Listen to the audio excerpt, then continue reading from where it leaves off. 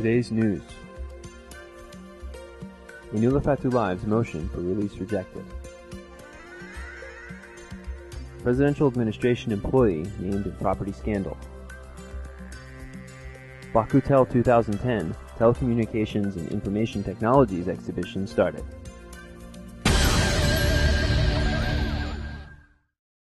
The European Court of Human Rights, ruling for the release of imprisoned journalist Inula Fatullaev, was considered at the extraordinary plenary meeting of Azerbaijan Supreme Court today. The plenary meeting upheld the decision of the Strasbourg Court, which ruled that Fatullaev's rights had been violated in two criminal charges weighed against him by the Azerbaijani government: threatening terror and the incitement of national hatred. Therefore, the Supreme Court ruled to terminate the criminal cases on those charges, though they did not waive the charges of tax evasion. Thus, the plenary meeting issued a general decision to release Fatullaev. However, he was not freed because of the July 6 drug possession charges that earned him another 2.5 years in jail. The Azerbaijani government can claim to have formally executed the ECHR judgment, but the journalist remains behind bars. What will happen with the €28,000 compensation for Fatullaev remains unknown. On April 22, 2010, the European Court of Human Rights ruled for the immediate release of Fatullaev. The Azerbaijani government subsequently filed an appeal with the Grand Chamber of the ECHR. However, the Grand Chamber upheld their original decision on the 4th of October. On December 29, 2009, heroin was found on Fatullaev's person while he was incarcerated in prison number 12. On the 6th of July 2010, Fatullaev was found guilty of drug possession and sentenced to 2.5 years in prison. Fatullaev and his colleagues are convinced that the drugs were planted in his clothing and shoes as a means of keeping him behind bars.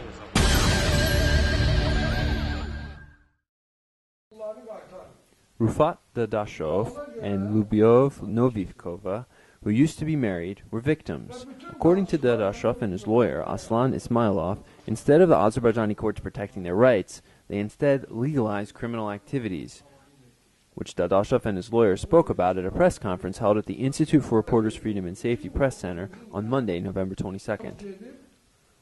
Following their divorce in 2000, Dadashov and Novikova decided to divide their real estates. On September 2001, they decided to sell some of their property, which consisted of 2 apartments on Nizami Street, to Rauf Faik Oglu Karimov.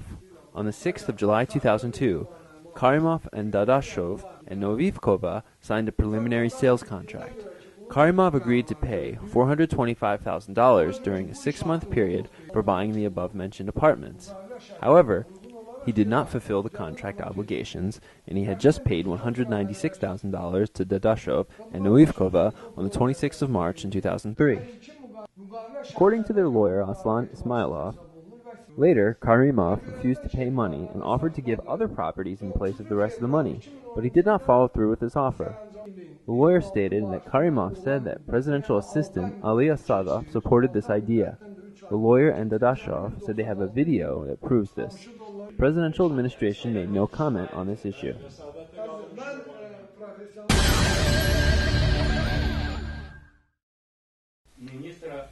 On Monday, a press conference about the Bakutel 2010 Azerbaijan International Telecommunications and Information Technologies exhibition took place.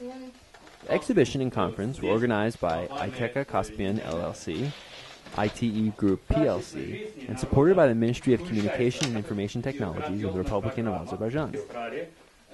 The exhibition is also supported by international industry institutions, including the International Telecommunications Union, UN Global Alliance for ICT and Development, and Regional Commonwealth in the field of communications. The main sponsor of the exhibition is Huawei Technologies. Another sponsor is Oracle. Exhibition manager Reina Abdullaibova pointed out that this is the first time Bakutel is being held at the Baku Expo Center. Holding the exposition in a modern venue will more effectively show the companies their products and services. Some of their experienced participants will have expanded their work, so they will be able to show more products and services than ever before, she said. According to her, the main feature of this exhibition is to show new products and services. New products and technologies presenting companies' booths are marked by a special sign, Innovation Field. Furthermore, an Innovations Field catalog will serve as a guide for new technologies.